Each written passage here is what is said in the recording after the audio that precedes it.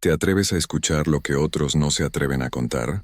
Prepárate para sumergirte en los relatos más oscuros y escalofriantes que te pondrán los pelos de punta. Si te gustan las historias de terror reales y misteriosas, suscríbete al canal y activa la campanita para no perderte nada. Y no olvides dejar tu comentario. ¿Cuál fue el relato que más te hizo mirar detrás de ti? En los pueblos de México, donde las noches son más oscuras y el silencio permite escuchar hasta el susurro del viento entre las hojas, la gente todavía recuerda. Recuerda que no estamos solos en este mundo, que hay seres pequeños, traviesos, que disfrutan jugando con nosotros los humanos. Y no siempre son juegos inocentes. Esta historia me la contó mi tío Aurelio, quien la escuchó de boca del mismo protagonista allá en Jalisco. Y aunque parezca increíble, te aseguro que cada palabra es cierta. Porque hay testimonios, hay testigos, y sobre todo, hay marcas que quedan para siempre en quienes viven estas experiencias. Roberto Toledo era un hombre común y corriente. Trabajaba en el campo, tenía sus manos callosas por el trabajo duro, y como muchos hombres de su época, le gustaba tomarse sus tragos los fines de semana. No era malo, simplemente era humano, con sus virtudes y sus defectos. Aquella noche de sábado, Roberto había ido al pueblo de Zapotitlán para la fiesta patronal. La música de mariachi llenaba las calles. El olor a carnitas y pozole se mezclaba con el humo del copal que quemaban en la iglesia. La gente bailaba en la plaza principal, las mujeres con sus vestidos de colores brillantes y los hombres con sus mejores camisas. Roberto bailó, rió, saludó a conocidos y, como era su costumbre, bebió más de la cuenta. Para cuando la fiesta comenzó a apagarse, ya pasaba de la medianoche y él tenía que regresar a su pueblo, Zacalmecatl, que quedaba a una buena caminata de distancia. El sendero que conectaba ambos pueblos serpenteaba entre cerros cubiertos de mezquites y nopales. Durante el día, era un camino hermoso donde se podían escuchar los cantos de las aves y ver correr las ardillas entre las rocas. Pero de noche, ese mismo sendero se transformaba en algo completamente diferente. Las sombras parecían moverse por sí solas. Los sonidos nocturnos se amplificaban de manera extraña. El viento susurraba entre las ramas secas, creando melodías que ponían los pelos de punta. Y había algo más, algo que los lugareños conocían muy bien, pero que preferían no mencionar cuando había forasteros cerca. Roberto caminaba tambaleándose ligeramente, cantando entre dientes una vieja canción ranchera que había escuchado en la fiesta. El alcohol le daba una falsa sensación de valentía, y por eso no prestó mucha atención a los ruidos extraños que comenzaron a escucharse en el monte. Primero fueron como risitas ahogadas, tan suaves que Roberto pensó que era su imaginación. Luego, pequeños crujidos de ramas, como si alguien muy pequeño estuviera corriendo entre los arbustos. Pero él siguió adelante, convencido de que eran solo los efectos del alcohol en su cabeza. Había caminado ya casi la mitad del trayecto cuando llegó al arroyo. Era un pequeño río que corría todo el año, alimentado por los manantiales de los cerros. Durante el día, era un lugar hermoso donde la gente venía a lavar ropa y donde los niños jugaban en verano. Pero de noche, el sonido del agua corriendo se mezclaba con los ecos del valle creando una sinfonía inquietante. Roberto se detuvo para beber un poco de agua y refrescarse la cara. El líquido frío le ayudó a despejar un poco su mente, y fue entonces cuando lo escuchó claramente. Un llanto. No era el llanto de un animal herido, ni el sonido del viento. Era, sin lugar a dudas, el llanto de un bebé humano. Un llanto desgarrador que venía de la orilla del arroyo, entre unas rocas grandes cubiertas de musgo. Roberto se incorporó lentamente, sintiendo como el frío de la noche le recorría la espalda. Por unos segundos pensó en seguir su camino. Después de todo, ¿qué podía estar haciendo un bebé solo en el monte a esas horas? Tenía que ser su imaginación, los efectos del alcohol jugándole una mala pasada. Pero el llanto continuó, cada vez más fuerte y más desesperado. Y Roberto, a pesar de sus defectos, tenía buen corazón. No podía simplemente marcharse sabiendo que tal vez había una criatura indefensa necesitando ayuda. Se acercó cautelosamente hacia el origen del sonido. Sus pasos chapoteaban en el lodo húmedo de la orilla del arroyo. La luz de la luna llena se reflejaba en el agua, creando ondas plateadas que parecían moverse como serpientes. Y ahí, sentado en una piedra plana junto al agua, estaba el bebé. Era un niño pequeño, tal vez de pocos meses de edad, completamente desnudo y llorando con toda la fuerza de sus pequeños pulmones. Su piel era pálida como la luna, y su cabello negro brillaba con la humedad de la noche. Parecía completamente normal, completamente humano. Roberto se acercó más, y el bebé, al verlo, estiró sus pequeños brazos hacia él, como pidiendo que lo cargara. Sus ojitos brillaban con las lágrimas, y su llanto se volvió más suave, más suplicante. «Dios mío», murmuró Roberto sintiendo cómo se le partía el corazón. «¿Qué haces aquí solito, pequeño?» Sin pensarlo 2 veces, se agachó y levantó al bebé entre sus brazos. La criatura era sorprendentemente liviana, casi como si no pesara nada. Inmediatamente dejó de llorar y se acurrucó contra el pecho de Roberto, como buscando el calor de su cuerpo. Roberto se quitó su camisa y envolvió al bebé con ella. «No te preocupes, pequeñito», le susurró.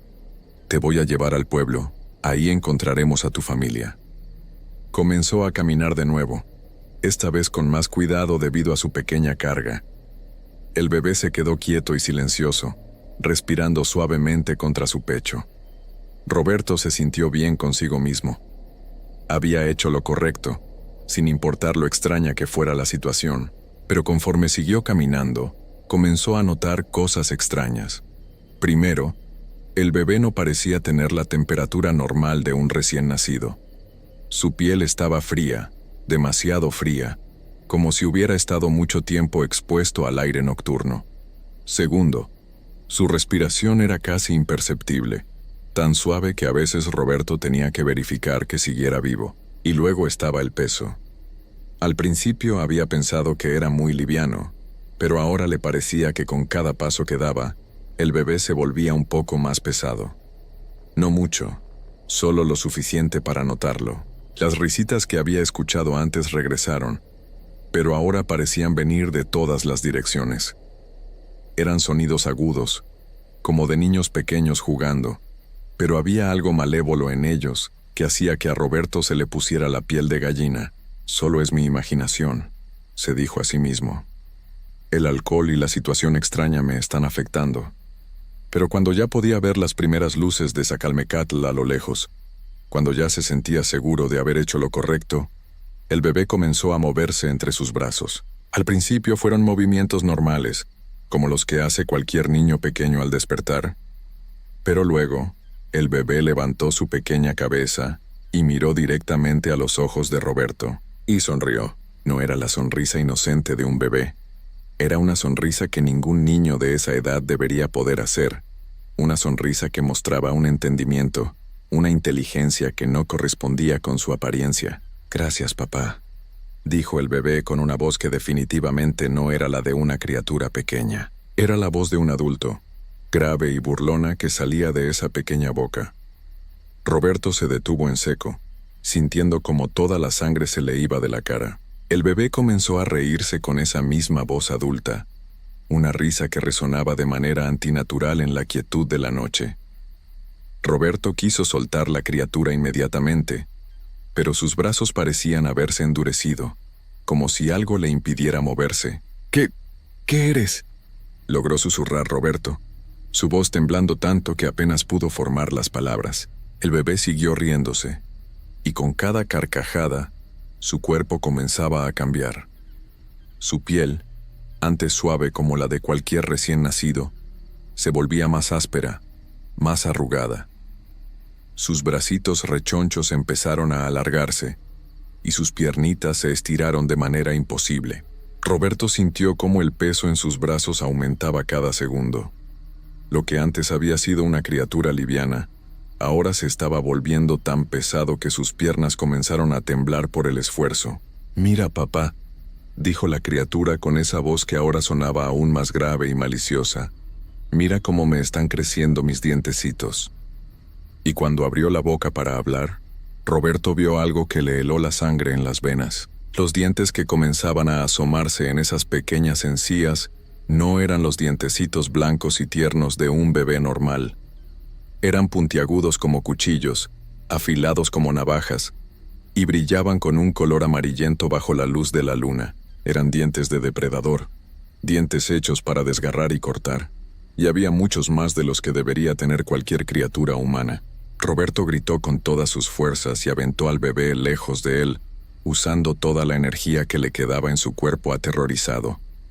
La criatura voló por el aire, dando vueltas como una pelota, dirigiéndose directamente hacia la barranca que bordeaba el sendero. Pero antes de tocar el suelo, algo increíble sucedió. En el aire, el cuerpo del bebé se transformó completamente. Las piernas y brazos se alargaron hasta tomar proporciones normales. El torso se ensanchó, volviéndose rechoncho y barrigón. Y de la nada, apareció un pequeño sombrero puntiagudo que se acomodó perfectamente en su cabeza. Ya no era un bebé.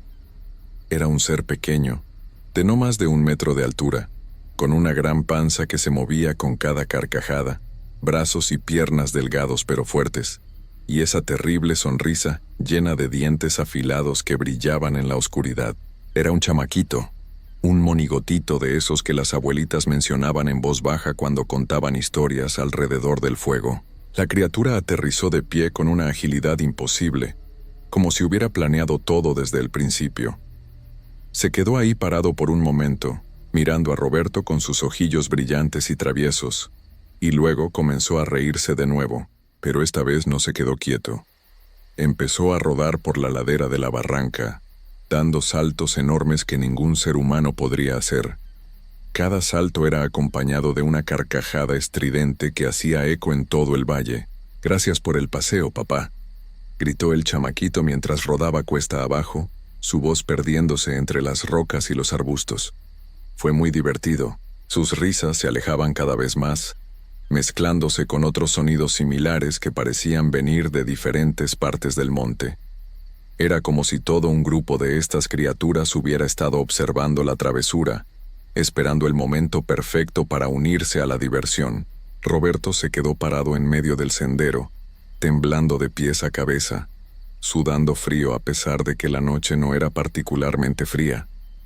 Su corazón latía tan fuerte que podía escucharlo resonar en sus oídos, y sus piernas apenas lograban sostenerlo. Tardó varios minutos en poder moverse de nuevo. Cuando finalmente logró dar un paso, y luego otro, comenzó a correr hacia su pueblo como nunca antes había corrido en su vida. Corría tropezándose con las piedras del sendero, raspándose las manos al caerse y levantarse inmediatamente, sin importarle el dolor. Solo quería llegar a su casa, cerrar bien la puerta y olvidar todo lo que había pasado, pero las risas lo siguieron durante todo el camino. No importaba qué tan rápido corriera, siempre podía escuchar esas carcajadas malévolas flotando en el aire nocturno, como si los chamaquitos estuvieran corriendo junto a él, invisible entre los arbustos. Cuando finalmente llegó a Zacalmecatl, Roberto corrió directamente a la casa del padre Miguel, el sacerdote del pueblo. Lo despertó a golpes en la puerta, gritando que necesitaba confesarse inmediatamente. El padre Miguel, un hombre mayor que había escuchado todo tipo de historias a lo largo de su vida, escuchó el relato de Roberto sin interrumpirlo ni una sola vez. Cuando Roberto terminó, el sacerdote simplemente asintió con la cabeza, como si hubiera estado esperando escuchar esa historia. «No eres el primero que me cuenta algo así», le dijo el padre Miguel, mientras le servía un té de hierbas para calmarlo. «Los chamaquitos han estado en estos montes desde antes de que llegaran los españoles. Son traviesos, pero rara vez hacen daño real. Solo les gusta jugar con nosotros». «Pero esos dientes», murmuró Roberto todavía temblando, «son para asustar, hijo, para enseñarnos respeto hacia cosas que no entendemos. Tú hiciste lo correcto al ayudar a lo que pensaste que era un bebé abandonado, pero también aprendiste una lección importante sobre este mundo». Roberto se quedó en la casa del sacerdote hasta que salió el sol. Solo cuando los primeros rayos de luz comenzaron a iluminar el pueblo, se sintió lo suficientemente seguro como para regresar a su hogar. Desde esa noche, Roberto Toledo nunca volvió a beber alcohol. no porque se hubiera vuelto religioso de repente, sino porque sabía que en su estado sobrio había visto algo real, algo que existía más allá de la comprensión humana normal. Y aunque nunca volvió a encontrarse con los chamaquitos, a veces, cuando caminaba por el monte durante el día para ir a trabajar, podía escuchar risitas lejanas entre los arbustos. Risitas que le recordaban que no estaba solo en este mundo, que había otros seres compartiendo estos lugares desde mucho antes de que los humanos llegaran. Los vecinos de Roberto notaron el cambio inmediatamente. El hombre que antes llegaba tambaleándose los fines de semana, ahora se quedaba en su casa, leyendo o arreglando cosas. Cuando le preguntaban por qué había dejado de beber, él simplemente sonreía y decía que había aprendido a respetar la noche. Algunos pensaron que había tenido un susto con su salud. Otros creyeron que había encontrado la religión. Pero los más viejos del pueblo, esos que todavía recordaban las historias que sus abuelos les contaban, entendían perfectamente lo que había pasado, porque ellos sabían que en los montes de Jalisco, entre Zapotitlán y Zacalmecatl, todavía viven los chamaquitos. Esos pequeños seres barrigones con sombreros puntiagudos y dientes afilados, que disfrutan gastando bromas a los humanos que se aventuran solos por sus territorios durante la noche. Y hasta el día de hoy, los padres del pueblo les dicen a sus hijos que no salgan solos después de que oscurece, no porque vaya a pasarles algo malo, sino porque nunca se sabe cuándo un chamaquito decidirá que es hora de divertirse un poco, porque al final, esa es su naturaleza. Son traviesos, son juguetones, y les encanta recordarnos que este mundo es mucho más grande y misterioso de lo que podemos imaginar. Roberto Toledo vivió muchos años más en Zacalmecatl y se convirtió en un hombre respetado por su trabajo duro y su nueva sabiduría. Pero nunca olvidó esa noche. Y cada vez que alguien le preguntaba si realmente había pasado, él simplemente señalaba hacia el monte y decía: «Ve tú una noche, camina solo por el sendero, y después me cuentas si los chamaquitos existen o no. Porque hay cosas en este mundo que van más allá de lo que podemos explicar. Y a veces lo mejor que podemos hacer es simplemente respetarlas y recordar que no estamos solos en este gran universo lleno de misterios».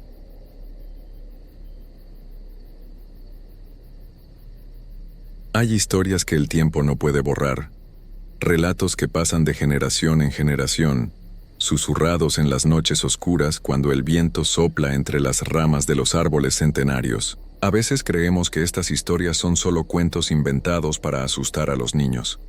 Pero cuando caminas por ciertos lugares, cuando sientes ese frío inexplicable que recorre tu espalda sin razón aparente, te das cuenta de que algunas leyendas tienen raíces más profundas de lo que imaginamos. En Guadalajara, Jalisco, existe un lugar donde la realidad y el misterio se encuentran.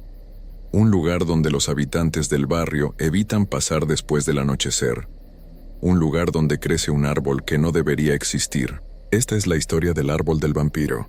Todo comenzó a finales de los años 1800, cuando Guadalajara era una ciudad muy diferente a la que conocemos hoy.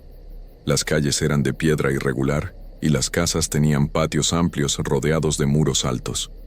La gente vivía en comunidades cerradas, donde todos se conocían y cualquier extraño llamaba la atención de inmediato. Fue precisamente en esos días cuando llegó él, un hombre que venía de tierras lejanas, desde el otro lado del océano, desde Europa. Nadie sabía exactamente de qué país procedía, porque hablaba muy poco con la gente del pueblo. Su español era extraño, con un acento que nadie podía identificar. Desde el primer momento en que puso pie en Guadalajara, algo no encajaba. Era un hombre de estatura mediana, pero su presencia llenaba cualquier habitación donde entrara. Su piel era extremadamente pálida, como si nunca hubiera visto la luz del sol.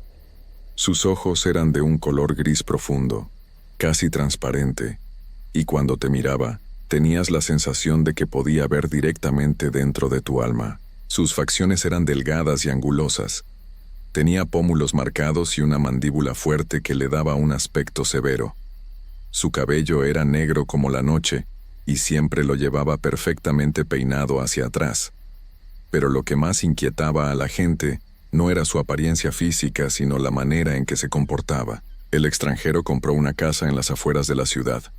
una propiedad antigua que había estado vacía durante años. Era una construcción de 2 pisos con muros gruesos de adobe y ventanas pequeñas que parecían ojos ciegos mirando hacia la calle. El jardín estaba completamente descuidado, lleno de maleza y plantas salvajes que habían crecido sin control. Desde el momento en que se instaló en esa casa, el hombre mantuvo una distancia extraña con todos los vecinos. No saludaba cuando se cruzaba con alguien en la calle. No respondía cuando le dirigían la palabra. Y lo más extraño de todo era que evitaba cualquier tipo de contacto físico con las personas. Cuando iba al mercado a comprar provisiones, siempre llevaba guantes negros de cuero, incluso en los días más calurosos del verano. Dejaba el dinero sobre el mostrador y esperaba a que el comerciante dejara el cambio en el mismo lugar antes de tomarlo. Nunca permitía que sus manos tocaran las de otra persona. La gente del barrio comenzó a murmurar. Las señoras que se reunían en la plaza para platicar mientras sus hijos jugaban, empezaron a intercambiar comentarios sobre el comportamiento extraño del forastero. Los hombres que se juntaban en la cantina al final del día también hablaban de él, preguntándose qué tipo de trabajo hacía y por qué había elegido Guadalajara para vivir. Pero las murmuraciones pronto se convirtieron en algo mucho más serio. Una mañana, don Rafael, que tenía un pequeño rancho en las afueras de la ciudad, encontró algo que lo dejó sin palabras. Sus 5 gallinas habían amanecido tiesas en el corral. Al principio pensó que alguna enfermedad las había afectado durante la noche, pero cuando las examinó más de cerca, descubrió algo que le heló la sangre. Los cuerpos de las aves estaban completamente secos, como si alguien les hubiera extraído toda la sangre. No había heridas visibles, no había marcas de garras o dientes de algún animal salvaje. Simplemente estaban vacías, como cáscaras huecas que alguna vez habían contenido vida. Don Rafael no fue el único que vivió esta experiencia escalofriante. Durante las siguientes semanas, otros vecinos comenzaron a reportar casos similares. Perros que amanecían sin vida en los patios de las casas. Gatos callejeros que aparecían tirados en las esquinas completamente deshidratados. Incluso algunos caballos del establo municipal fueron encontrados en el mismo estado misterioso. Lo que más perturbaba a la gente era que estos animales no mostraban signos de haber luchado. No había tierra removida. No había señales de pelea. Era como si algo los hubiera drenado silenciosamente durante la noche, sin que ni siquiera tuvieran tiempo de defenderse o intentar escapar. La preocupación se convirtió en pánico cuando comenzaron a aparecer los niños. El primero fue Pedrito, el hijo menor del herrero del pueblo. Tenía apenas 8 años y era conocido por todos porque siempre andaba corriendo por las calles con sus amigos, jugando entre los puestos del mercado. Una mañana su madre lo encontró en su cama, pero algo estaba terriblemente mal. El pequeño estaba pálido como la cera, con los labios azulados y la piel fría al tacto. Sus ojos estaban abiertos pero vacíos, como si hubieran perdido todo el brillo que caracteriza a los niños. Su cuerpo se sentía liviano, demasiado liviano, como si fuera solo la sombra de lo que había sido el día anterior. El doctor del pueblo no pudo encontrar ninguna explicación médica. No había fiebre, no había síntomas de ninguna enfermedad conocida.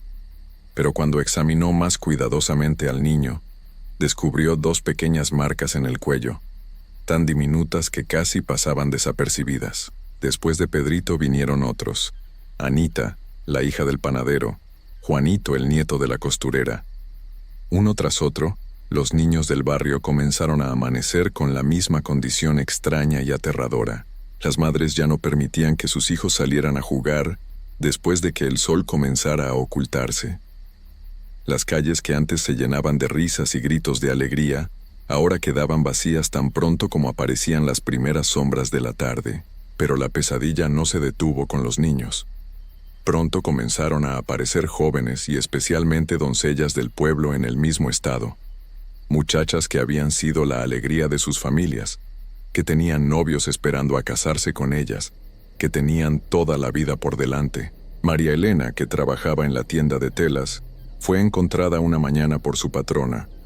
La joven de 16 años estaba sentada en su silla de trabajo, con las manos aún sosteniendo la aguja y el hilo, pero con esa misma palidez mortal que ya se había vuelto demasiado familiar en el pueblo, el terror se apoderó completamente de Guadalajara. Ya nadie salía de sus casas después del anochecer. Las cantinas cerraban temprano. Incluso las iglesias comenzaron a realizar servicios especiales para pedir protección divina contra lo que fuera que estaba azotando a la comunidad. Fue entonces cuando doña Esperanza, una anciana que vivía en una casa pequeña al final del barrio, comenzó a hablar. Ella era una mujer muy respetada en la comunidad, conocida por su sabiduría y por su conocimiento de remedios tradicionales que había aprendido de su abuela. Pero lo que la gente no sabía era que doña Esperanza guardaba secretos mucho más profundos. Su abuela no solo le había enseñado remedios con hierbas comunes, también le había transmitido conocimientos ancestrales, rituales y conjuros que venían de tiempos anteriores a la llegada de los españoles a estas tierras. Una noche, cuando un grupo de hombres desesperados se reunió en su casa para pedirle consejo, doña Esperanza finalmente reveló lo que había estado sospechando desde la llegada del extranjero. Con voz temblorosa pero firme, la anciana les contó que había visto al hombre europeo en situaciones muy extrañas. Lo había observado caminando por las calles en las noches más oscuras, moviéndose con una velocidad y silencio que no eran naturales en ningún ser humano normal. También les reveló que había notado algo perturbador. Nunca había visto al extranjero durante las horas del día. Su casa permanecía cerrada y en silencio desde el amanecer hasta el atardecer. Era como si el hombre desapareciera durante las horas de luz y solo existiera en las sombras de la noche. Los hombres escuchaban con una mezcla de incredulidad y horror creciente, mientras doña Esperanza continuaba con su relato. Les explicó que según los conocimientos antiguos que había heredado, existían criaturas que se alimentaban de la fuerza vital de otros seres vivos, criaturas que habían recorrido el mundo durante siglos, buscando siempre nuevos lugares donde saciar su sed insaciable, criaturas que temían la luz del sol y se fortalecían con la oscuridad de la noche. La anciana pronunció entonces una palabra que hizo que todos los presentes sintieran un escalofrío recorriendo sus cuerpos. Vampiro. Al principio, los hombres se miraron entre sí con desconfianza. Vampiros eran cosas de cuentos europeos, de historias que contaban los viajeros en las tabernas. Pero cuando doña Esperanza comenzó a explicar todo lo que había observado, cuando conectó cada detalle extraño del comportamiento del forastero con las desgracias que estaban viviendo, ya no pudieron negar la terrible realidad. Decididos a confrontar al extranjero, los hombres más valientes del pueblo se organizaron. Pero cada vez que llegaban a su casa para pedirle explicaciones, sucedía algo muy extraño. Una vez que tocaban la puerta, una sensación de pesadez los invadía. Sus pensamientos se volvían confusos y borrosos. Era como si una niebla invisible entrara en sus mentes, haciéndoles olvidar por completo la razón por la que habían ido hasta ahí. Se quedaban parados frente a la casa durante unos minutos, sintiéndose perdidos y desorientados, hasta que finalmente regresaban a sus casas, sin recordar qué los había llevado hasta ese lugar. Pero mientras esto sucedía, más cuerpos seguían apareciendo por las mañanas. Ya no solo niños, sino también jóvenes y doncellas, todos con esa misma palidez espantosa y esas pequeñas marcas en el cuello que se habían vuelto la señal característica del horror que los atormentaba. Fue entonces cuando doña Esperanza tomó cartas en el asunto de manera más directa. Durante 3 noches seguidas, la anciana se encerró en su casa y realizó rituales que su abuela le había enseñado décadas atrás. Quemó hierbas especiales, pronunció palabras en una lengua que venía de tiempos anteriores a la conquista, y trabajó con piedras y metales que tenían poderes de protección. Al 4.º día, la anciana les entregó a los hombres del pueblo unos talismanes muy especiales. Eran pequeñas piezas de obsidiana negra, esa piedra volcánica tan sagrada para los pueblos antiguos de estas tierras, combinada con pequeños fragmentos de plata pura.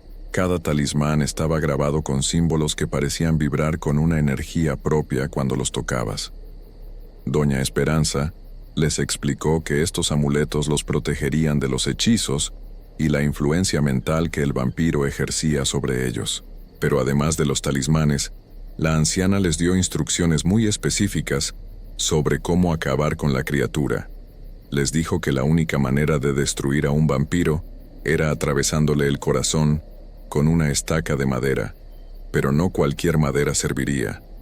Tenía que ser camichín, un árbol que crecía en las montañas cercanas y que tenía propiedades sagradas. Los hombres trabajaron durante todo un día preparándose para el enfrentamiento. Cortaron las ramas más rectas de camichín que pudieron encontrar y las afilaron hasta convertirlas en estacas puntiagudas. Se colgaron los talismanes al cuello y esperaron a que llegara la noche. La luna de esa noche tenía un color rojizo extraño, como si fuera una señal de que algo importante estaba por suceder. Armados de valor y protegidos por los amuletos que les había dado Doña Esperanza, un grupo de 20 hombres se dirigió hacia la casa del extranjero. Esta vez fue diferente. Cuando llegaron frente a la puerta, sintieron que sus mentes permanecían claras y despejadas. Los talismanes realmente los estaban protegiendo de la influencia sobrenatural del vampiro. Derribaron la puerta principal y entraron a la casa. El lugar estaba sumido en una oscuridad completa y un frío antinatural que les calaba hasta los huesos. Recorrieron todas las habitaciones del primer piso sin encontrar rastro del extranjero, pero cuando llegaron al sótano descubrieron la escena más horrible que jamás hubieran imaginado. Ahí estaba él, inclinado sobre una cuna de madera donde yacía un bebé de apenas unos meses. El vampiro tenía la cara enterrada en el cuello del pequeño, y sus labios estaban manchados con una sustancia oscura que brillaba débilmente en la penumbra. Al verse descubierto, el vampiro se irguió y se dio vuelta hacia ellos. Su apariencia había cambiado completamente. Ya no era el hombre pálido pero humano que habían visto caminando por las calles.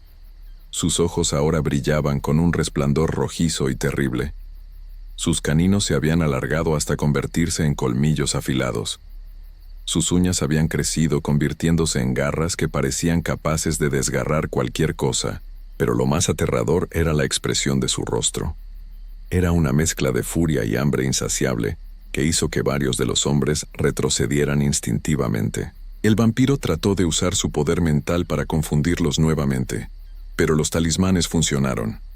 Los hombres mantuvieron sus mentes claras y, superando el miedo que amenazaba con paralizarlos, lo rodearon completamente. En un acto de valentía desesperada, Don Miguel, el herrero del pueblo y padre del primer niño que había sido víctima del monstruo, logró acercarse lo suficiente y le clavó la estaca de camichín directamente en el pecho. El vampiro lanzó un grito que no sonaba humano, un alarido que parecía venir de las profundidades del inframundo. Su cuerpo se contorsionó de maneras imposibles, como si todas las fuerzas oscuras que lo habían mantenido con vida durante siglos estuvieran luchando por no abandonarlo. Pero finalmente la criatura se desplomó y quedó inmóvil. Los hombres, movidos por una mezcla de alivio y cólera acumulada, tomaron el cuerpo del vampiro y lo arrastraron hasta el Panteón de Belén, que quedaba en las afueras de la ciudad. Ahí cavaron una fosa profunda y enterraron el cuerpo bajo una losa de piedra tan pesada que pensaron que nada podría moverla jamás. Durante varios meses, la tranquilidad regresó a Guadalajara. Ya no aparecieron más cuerpos drenados de sangre. Los niños volvieron a jugar en las calles al atardecer. Las familias pudieron dormir en paz sin temer por lo que podría suceder durante la noche. Pero la historia no terminó ahí. Años después, los encargados del panteón comenzaron a notar algo muy extraño. La pesada losa de piedra que cubría la tumba del vampiro tenía una grieta que crecía día a día. Y de esa grieta brotó algo que nadie esperaba: un pequeño retoño verde. Con el paso del tiempo, ese retoño creció hasta convertirse en un árbol como ningún otro que hubieran visto antes. Era de una especie desconocida, con ramas retorcidas que se extendían en direcciones extrañas y hojas de un verde tan oscuro que parecía casi negro. Pero lo más perturbador del árbol eran los fenómenos extraños que lo rodeaban. Los trabajadores del panteón notaron que en las noches de luna roja, cuando alguien cortaba una rama del árbol, no brotaba la savia blanquecina o transparente que es normal en las plantas. En lugar de eso, goteaba un líquido espeso de color rojo oscuro que tenía la consistencia y el olor de la sangre fresca. sangre tibia que parecía mantener la vida de todas las víctimas que el vampiro había cobrado durante su reinado de terror en Guadalajara. Desde entonces el árbol ha permanecido ahí, creciendo en silencio sobre la tumba de la criatura. Los habitantes de Guadalajara lo conocen como el árbol del vampiro, y aunque han pasado más de 100 años, todos saben que es mejor mantenerse alejados de él, porque la leyenda tiene una advertencia final, una profecía que doña Esperanza pronunció antes de morir y que se ha transmitido de generación en generación. Dice que el árbol es lo único que mantiene al vampiro en su sueño eterno, que mientras el árbol permanezca vivo y fuerte, la criatura seguirá durmiendo bajo tierra. Pero si algún día el árbol llegara a secarse o a caerse, el monstruo despertaría de su letargo. Y cuando eso suceda, movido por una sed de venganza acumulada durante más de un siglo, el vampiro buscará a todos los descendientes de aquellos valientes hombres que pusieron fin a su existencia terrenal. Por eso, hasta el día de hoy, las familias que llevan los apellidos de aquellos héroes del pasado evitan pasar cerca del Panteón de Belén cuando cae la noche. Por eso los jardineros del lugar se niegan a podar el árbol o a tocarlo de cualquier manera. Y por eso en las noches de luna roja, si prestas atención mientras caminas cerca del panteón, aún puedes escuchar un susurro que viene desde las raíces del árbol. Un susurro que suena como una promesa de venganza, esperando el momento perfecto para cumplirse. El árbol del vampiro sigue ahí, en las sombras del Panteón de Belén, creciendo, esperando, recordando.